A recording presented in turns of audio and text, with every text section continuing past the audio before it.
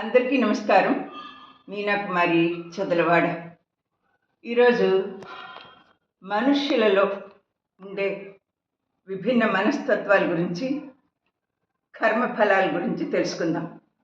భగవద్గీతలో కర్మయోగం గురించి నా విద్యార్థులకు వివరించినప్పుడు ఒక వీడియో చేయాలనిపించింది. మనుష్యులలో 2 రకాల వారు ఉంటారు, జ్ఞానులు, అజ్ఞానులు. వీరు పుట్టుకతో ఇలా తయారవరు. నీతి, న్యాయం, ధర్మ మార్గాలలో నడిచేవారు జ్ఞానులు. వీరు మనశ్శాంతిగా జీవితం గడుపుతారు. అవినీతి, అన్యాయం, అధర్మ మార్గాల్లో నడిచేవారు అజ్ఞానులు. మన సంప్రదాయాలకు విరుద్ధంగా నడుస్తారన్నమాట. వీరికి మనశ్శాంతి ఉండదు. మనిషి చేస్తున్న కర్మలను బట్టి వారి బుద్ధి నడుస్తుంది. భగవద్గీత ఏమంటుందంటే, మనిషి తన సంపాదన లెక్క పెడుతూ ఉంటాడు, భగవంతుడు మనిషి ఆయుష్ను లెక్క పెడుతూ ఉంటారు. మానవ జన్మలో సంతోషాలు, దుఃఖాలు, బాధలు వస్తుంటాయి. వీటన్నిటిని నిగ్రహంగా భరించాలి. మానవ జన్మ ఎత్తిన ఆ దేవుళ్ళకు కూడా ఎన్నో బాధలు భరించాలి. విశ్వాసము, సహనము, మన బాబాగారు అంటారు, శ్రద్ధ, సబుద్ధి అని.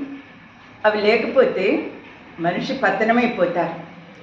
భగవద్గీత మన జీవన విధానానికి చక్కని మార్గదర్శి. ఒక భగవద్గీత టీచర్గా నా సలహా ఏంటంటే, చిన్న వయసు నుంచి భగవద్గీతని నేర్పించాలి పిల్లలకి. వారు అర్థం చేసుకునేలాగా మనం వారి స్థాయికి దిగి వారికి నేర్పించాలి. అలా నేర్చుకున్న వారి జీవితం సుఖ సంతోషాలతో జీవిస్తారు. ఇది ఒక మతానికి సంబంధించింది కాదు, అన్ని కుల మతాల వాళ్ళు చదవచ్చు. ఇది ఒక రాజనీతి శాస్త్రం. ఇది జీవన విధానానికి నడిపించేటటువంటి ఒక చక్కని శాస్త్రం. మానవ శరీరం పంచభూతాలతో తయారైంది. అంటే భూమి ఎలా పుట్టడం, భూమి మీద. నీరు తాకుండా మనిషి జీవించలేడు. అలాగే గాలి, ఉచ్ఛ్వాస, నిశ్వాసలు, అది కూడా అవసరమే. 4 అగ్ని, మానవ శరీరానికి తగినంత వేడి కావాలి.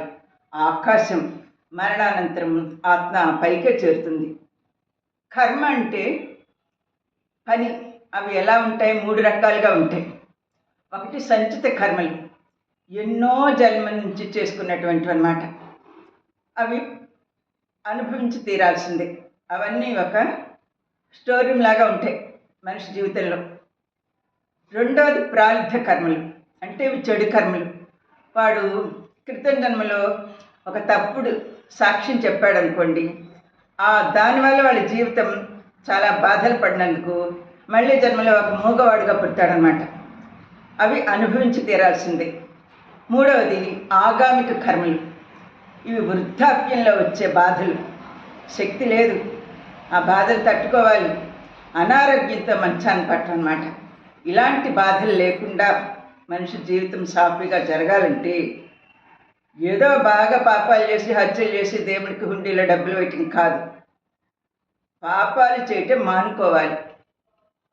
తెలియక చేసిన పాపాలని దాన ధర్మాలతోటి, సేవా దృక్పథంతో మనుషులు తమ జీవితాన్ని మార్చుకోవాలి. నా వీడియో మీకు నచ్చినట్టయితే like, share and subscribe. Meena Kumari Chadalavada.